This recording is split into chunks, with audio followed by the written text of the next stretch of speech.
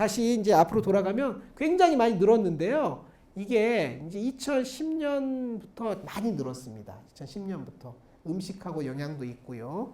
또 고령화하고도 관련이 있고 많이 늘어가지고 어떤 사람은 조금 줄고 있지 않은 이제 거의 피크에 도달하지 않았나 이제 주장하는 의사들도 있고요. 아직은 조금 더 늘고 있다 이제 생각하는데 지금은 조금 더 늘고 있는 것 같습니다. 그래서 거기 이제 여기 의학 시간이니까 보면은 위하고 식도하고 연결 부위에 이렇게 괄약근이라고 있는데 괄약근의 주변에 이제 횡격막하고 연결이 되어 있고요. 여러 가지 신경하고 인대 이런 것들이 다 연결되어 있습니다. 그게 조금씩 느슨해지면서 위식도 역류 질환이 생기는 거고요. 증상은 참 많습니다. 가장 흔한 증상은 가슴 쓰림. 그래서 미국 사람들은 핫번이라고 합니다. 핫번. 그냥 핫번이 의학 용어가 아니고 일반 용어라고 합니다. 핫번. 핫번. 근데 우리는 가슴이 탄다. 근데 그런 말이 없지 않습니까? 이게 쓰린 걸 많이 느끼고요. 흉골, 가슴뼈 뒤쪽, 명치 상부 이쪽에서 이제 통증는 거고요. 보통 누우면 더 심해지고 말씀드렸습니다. 그리고 제산제, 저희가 술 드시고 속 쓰릴 때 제산제, 술 자체 때문에 속 쓰린 게 아니고 술 드시고 나면은 역류가 있어 속이 쓰린 거거든요. 제산제, 미란타, 알마겔 이런 거 드시면 이제 좋아지는 거고요. 그 다음에 신물이 싹 넘어온다 이렇게 느끼시는 분도 있습니다. 신물이 싹 오는. 그래서 입에 침까지 고이고 그걸 뱉어야 되는 분도 있거든요. 그래서 위액이나 위 내용물이 인두까지도 막 쓰고 신물이 막 올라오는 경우가 있습니다. 이런 증상을 느끼시는 분도 위식도 역류 질환의 증상이고요. 표현은 굉장히 다양하게 합니다.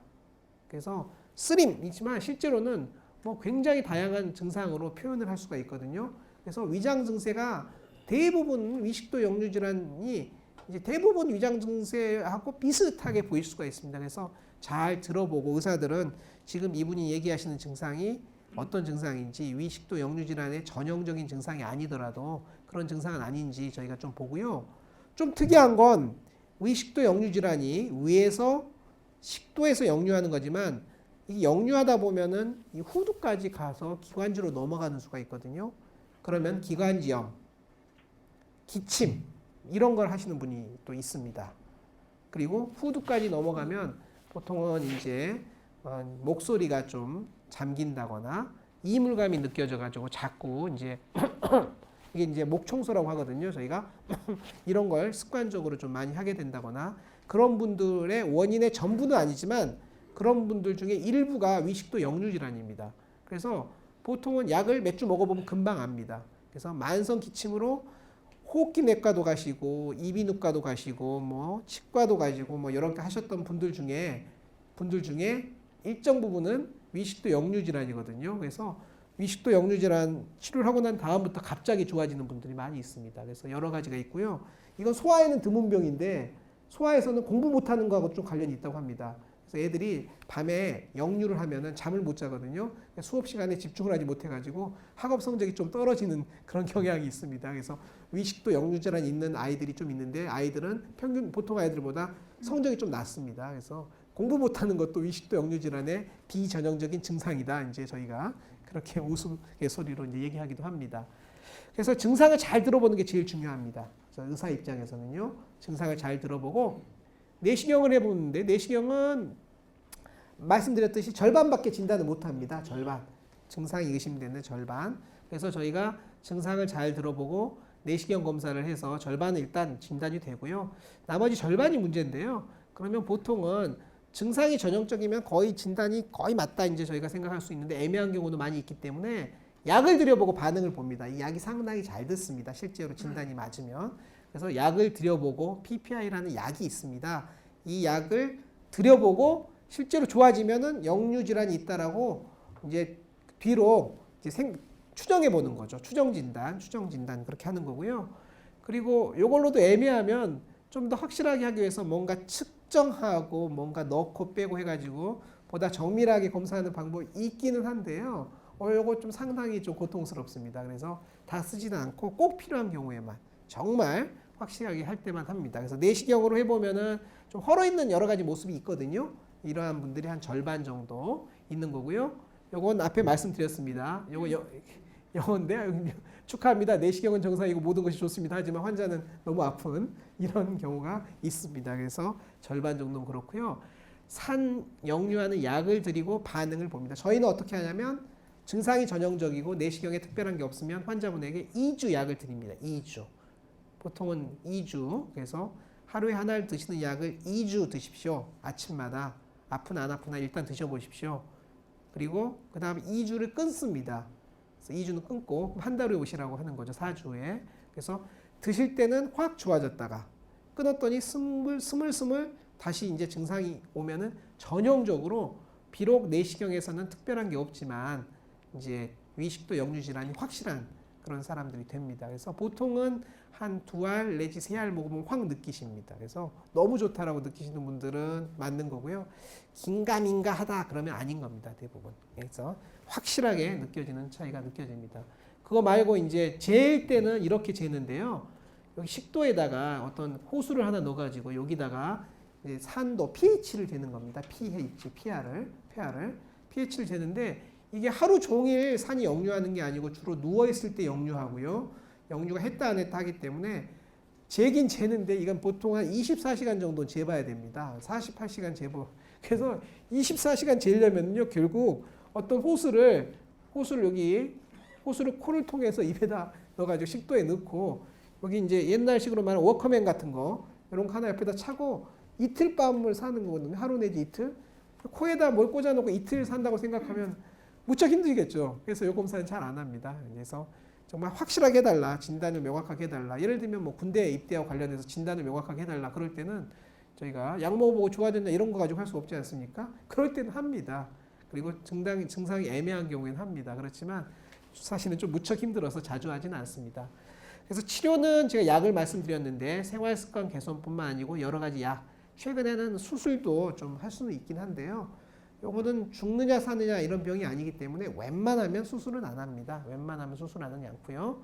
생활습관은 이제 야식, 과식, 지방식인데 그거 말고는 여러 가지 그냥 바른 생활 하면 되는 겁니다. 그래서 체중도 좀 중요합니다. 그래서 특히 이제 그 중년 이후에는 이제 복부 비만이 있는데 복부 비만이 있으면은 그 자체 때문에 뭐 여러 가지 이유가 있지만 저희가 설명하기로는 그냥 복압이 좀 올라가 가지고 배 압력이 좀 올라가면은 아무래도 역류하기가 쉽습니다. 그래서 체중만 한 몇 킬로 빼주시면 이제 비만이신 분들은 이 역류 증상이 좋아지기도 하고요.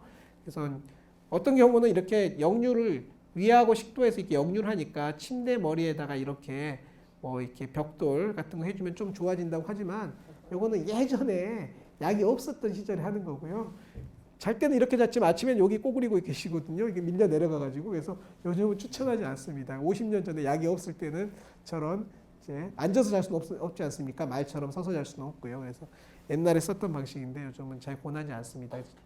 그래서 위식도 역류 질환 원인은 여기 괄약근인데요. 그거 말고도 여러 가지 인자가 있는데요. 치료는 비교적 약이 좋은 게 있습니다. 약이 한 5가지 정도 약이 있고요. 그 약을 잘 들으면 됩니다.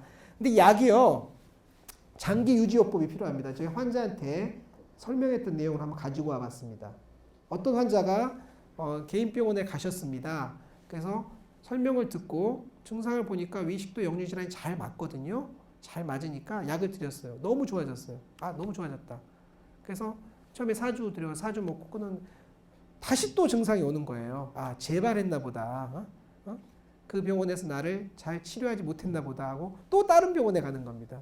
또 다른 병원에 가면 또 약을 먹으면 좋아졌다가 약을 끊으면 또 재발하니까 또 다른 병원에 가고요.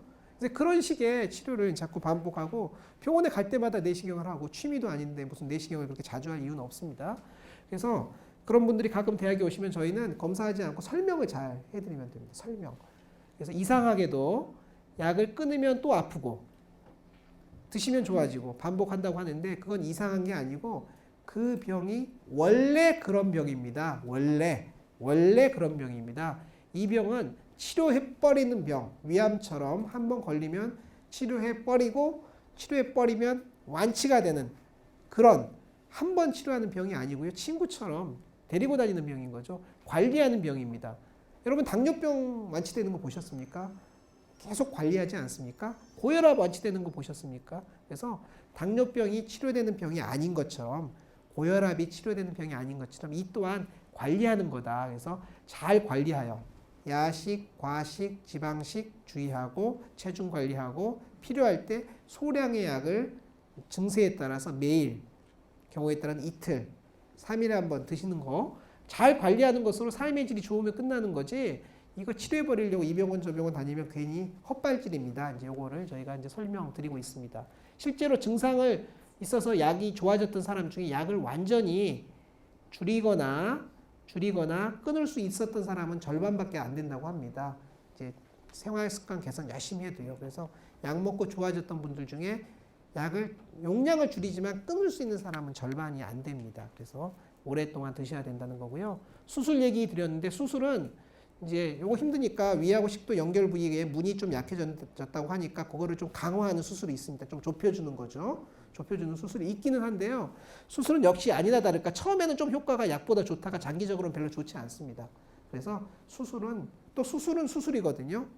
아프고요. 아무래도 전신 마취도 해야 되고 그러니까 모든 수술은 합병증이 있는 거죠. 상처에 성날 수도 있고요. 그래서 수술은 수술이다. 그래서 처음엔 약간 효과가 좋지만 장기적으로는 뭐 별 차이가 없어서 오히려 약보다 못해가지고요. 수술은 절대로 거의 하지 않고 있습니다. 우리 병원에서도 위식도 역류질환 환자가 뭐 굉장히 많지만 수술은 뭐 1년에 한 명 할까 말까.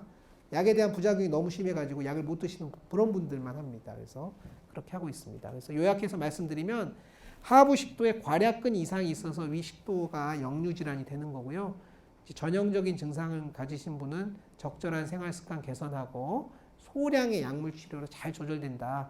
그리고 장기적인 투약이 필요하다. 이제 이런 점을 저희가 말씀드리도록 하겠습니다. 이게 암이 되느냐 이렇게 물어보시는 분들이 계시는데 이 병 자체는 일단은 암이 되는 병은 아니다. 이렇게 자신 있게 말씀드릴 수 있겠습니다.